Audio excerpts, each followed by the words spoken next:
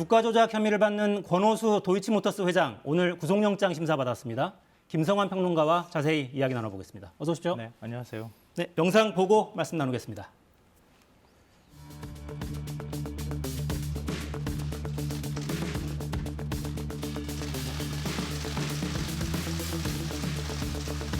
주가 조작 혐의 인정하십니까? 주가 조작 지시한 적 없다는 입장 맞으세요? 김건희 씨하고는 좀 알고 지내시는 사이입니까? 검찰의 수사가 꼬리 자르기로 끝나지 않도록 새로 파악된 다음과 같은 사실을 밝히고자 이 자리에 섰습니다.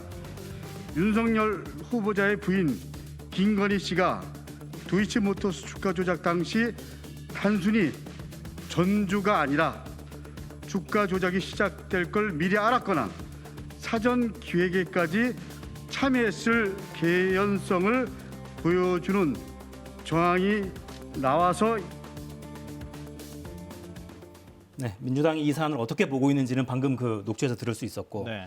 전체적인 사건의 얼개부터 좀 정리를 해볼까요? 네. 지금 이제 도이치모터스라고 하는 회사가 등장하잖아요. 권오수 회장이 도이치모터스 이제 대표라고 할 수 있는데요. 그러니까 도이치모터스가 2009년 1월에 우회 상장을 하게 됩니다. 그러니까 다르행코라고 하는 회사를 인수를 해서 상장을 하는데 그때 시초가가 9,000원이었어요. 근데 그해 연말에 2,000원까지 떨어집니다. 바로 그 무렵부터 주가 조작을 하기 시작했다. 일종의 시세 조정을 했다고 하는 거고요. 그 2011년 3월쯤 무렵에는 이 주가가 한 8,300원까지 올라갔다가 한 5개월 만에 반토막이 나버립니다. 그러니까 이걸 모르고 들어갔던 투자자들은 엄청나게 손실을 볼 수밖에 없었다. 이런 얘기입니다. 권오수 회장은 어떤 혐의를 받고 있는 겁니까? 자본시장법상 시세조정 금지 등의 혐의에 적용이 될 것으로 보이는데요. 말씀드렸던 것처럼 2009년 12월에 주가가 한 2,000원까지 떨어지니까 그 다음부터 주가 조작 세력들한테 주가 조작을 부탁해서 주가 조작을 시도했다 이런 것이고요. 회사 측에서는 뭔가 호재성 공시를 계속 발표를 해야지 투자자들이 모이지 않겠습니까? 회사는 또 그런 역할을 또 해줬다는 겁니다. 그러니까 그런 방식으로 계속 주가를 띄우는 이런 일들을 벌였다고 하는 것이죠. 관련돼서 구속 기소된 사람이 벌써 여럿이죠? 예, 투자회사 대표를 비롯한 이른바 이제 주가 조작을 하려면 선수가 필요한데요. 3명이 지금 구속돼 있는 상태고요. 가장 관심을 끌었던 사람이 일종의 선수라고 불렸다고 하는 이모 씨인데요. 구속 전 피의자 신문을 앞두고 바로 잠적을 했다가 지난 10일 경찰에 붙잡혔습니다. 지금 구속 상태에 있는데 바로 이 씨가 김건희 씨하고 연결되는 사람이기 때문에 그동안에 관심을 많은 부분에서 받았었습니다. 네, 김건희 씨 이름이 여기서 나옵니다. 그러니까 구체적으로 어떻게 연루돼 있을 가능성이 있다는 건가요? 그러니까 바로 방금 말씀드렸던 것처럼 도주했다 붙잡혔다고 하는 이모 씨 일종의 선수를 그 권오수 회장이 2009년 11월에 만나서 주가 조작을 부탁했다고 하고요. 그 한 달 뒤에 김건희 씨와 이 씨를 다시 소개해주는 과정이 있었다고 하는 겁니다. 그러니까 이 씨의 진술서를 보면 구체적인 소개받은 장소까지 나와 있거든요. 근데 일종의 김건희 씨는 그 주가 조작을 하는 이 씨한테 전주 역할을 한 겁니다.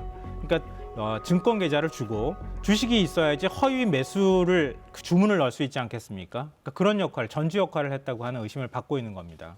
그러니까 전주 역할이라는 게 좀 모호한데 단순 투자자일 수도 있죠?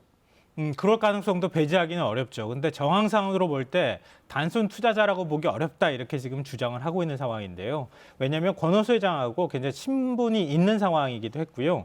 그리고 지금 이 주가 조작 사건에서 두창섬유라고 하는 회사가 등장하거든요. 중간에. 왜냐하면 우회 상장 과정에서 도이치모터스가 두창섬유에 40억 원의 빚을 집니다. 근데 그거를 그 상장 이후에 124만 주라고 하는 주식으로 되돌려주게 돼요. 그 가운데 24만 8천 주를 그러니까 주가 조작하기 전에 블록들이라고 해서요 한꺼번에 매도를 하게 되는데 그게 장외에서 김건희 씨한테 8억 원에 매도를 하고 그 주식 계좌가 주가 조작에 활용이 됐다. 그러니까 권오수, 두창섬유 그리고 주가 조작한 이모 씨, 선수라고 하는 이모 씨, 김건희 씨 이렇게 자연스럽게 연결되는 구도가 만들어진다고 하는 겁니다. 그런 정황으로 볼 때 단순 투자자는 아닐 가능성을 배제할 수 없다. 근데 윤석열 국민의힘 대선 후보 쪽에서는 주식 계좌까지 공개한 바가 있죠. 이걸로 소명이 됐습니까? 완벽하게 됐다고 보기는 좀 어려운데요. 왜냐하면 일단 그 경선이 한창이던 지난달 20일 윤석열 후보 측이 김건희 씨 증권 계좌를 공개를 했습니다. 그러니까 계좌 공개 시점은 2009년 1월부터 2년치입니다. 2009년 1월부터 예, 2년. 2010년 12월 31일치까지인데 근데 주가가 최고치를 기록했던 게 2011년 3월이라고 제가 말씀드렸잖아요.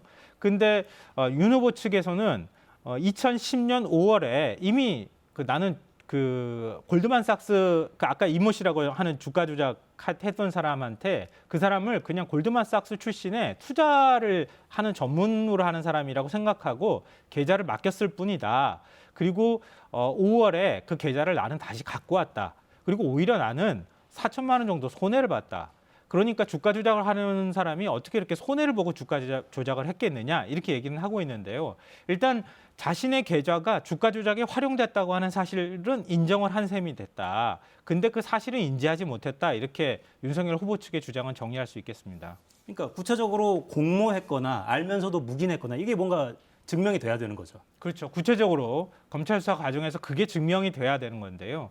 지금 이제 그 법조계에서는 남아있는 소환 대상자는 김건희 씨밖에 없다고 해요. 나머지 관련자들은 전부 구속되거나 구속영장을 청구한 상태니까요.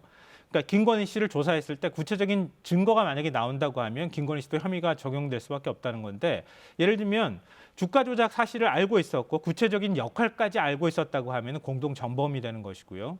그러니까 계좌만 단순히 맡겼는데 주가 조작을 하고 있었다는 사실 자체를 인지하고 있었다고 하면은 주가 조작을 방조한 혐의가 되는 겁니다. 범죄가 일어나고 있다는 거 알면서도 예. 방조한. 그러니까 윤 후보 측에서 주장하는 것처럼 골드만삭스 출신이고 정말 투자를 잘하는 사람이야. 잠깐 계좌 맡겨주세요. 그래서 맡겼다가 나중에 왔는데 내가 갑자기 졸지에 전주가 되고 주가 조작범이 됐다.